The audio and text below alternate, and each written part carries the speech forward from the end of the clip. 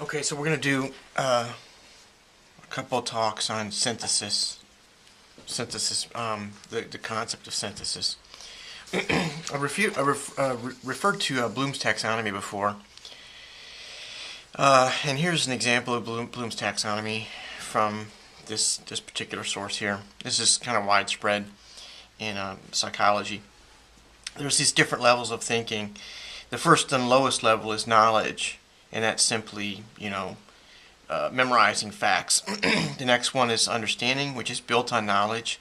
Application, which is built on understanding, which is built on knowledge. Analysis, which is built on application, and so on. Okay, synthesis is right at the very top, creating.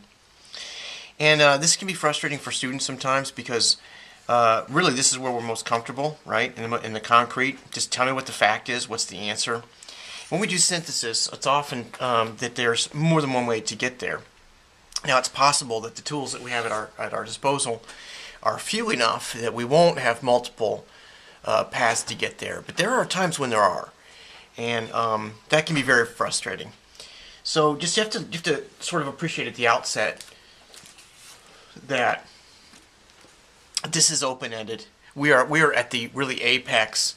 I mean, quite literally, right? We're at the apex of Bloom's taxonomy. We're at the pinnacle of critical thinking.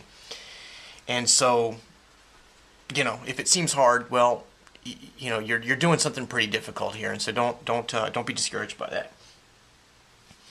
All right. So at one point, we talked in class about synthesis and how we might think of all the reactions that we have in different classes. And so I'd like to remind you about that functionality.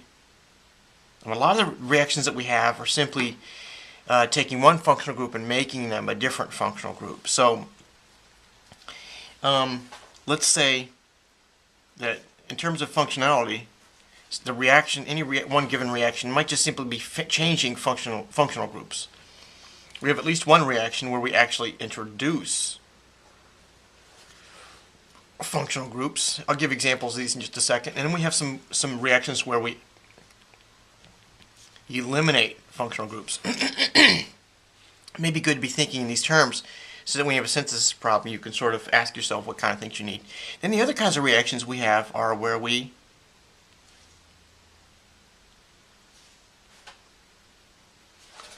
make carbon-carbon bonds and where we break them.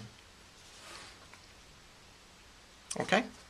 If there are other reactions that don't fit in these categories, we'll add them later. I think that pretty much rounds it out. Let me give an example. Changing functionality. One reaction we had was when we took a hydroxyl, no, wrong, where we took an alkyl halide,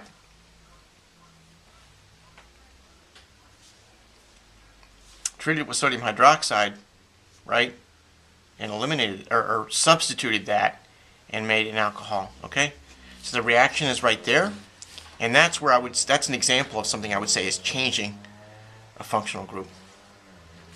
Okay, an example of introducing a functional group was where we took propane, for example, and we treated it with halogen in the presence of light or heat, and we got 2-bromopropane. Okay? That's where we introduce a functional group. And I don't think we have another example. I think free radical halogenation is the only example we have for that.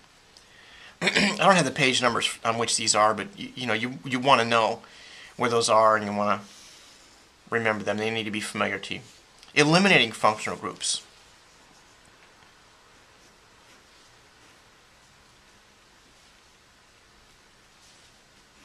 Right? We're going to call an alkene a functional group. That's really something where we can do something with it, and there's really not a whole lot you can do with a regular alkane. There's an example of eliminating functional groups. Making carbon-carbon bonds. We haven't had many of those.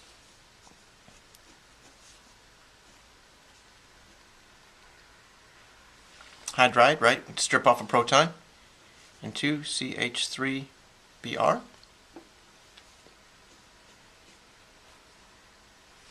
Okay, I think that's near the end of chapter 7. That's where we make carbon-carbon bonds. Okay?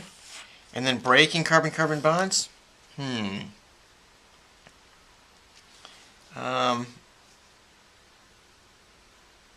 only one I remember for certain is where we have is ozonolysis. I mean, there are other ones, but I'm not sure we've covered them up to this point. This was acetic acid, right? Or I think dimethyl sulfide.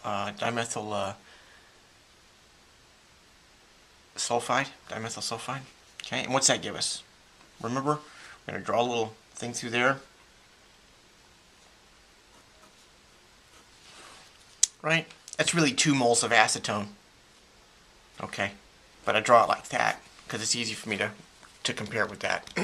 Okay, so those are classes of reactions that we have, and I'm going to say for synthesis, if we think about our reactions in those terms, we'll be better off.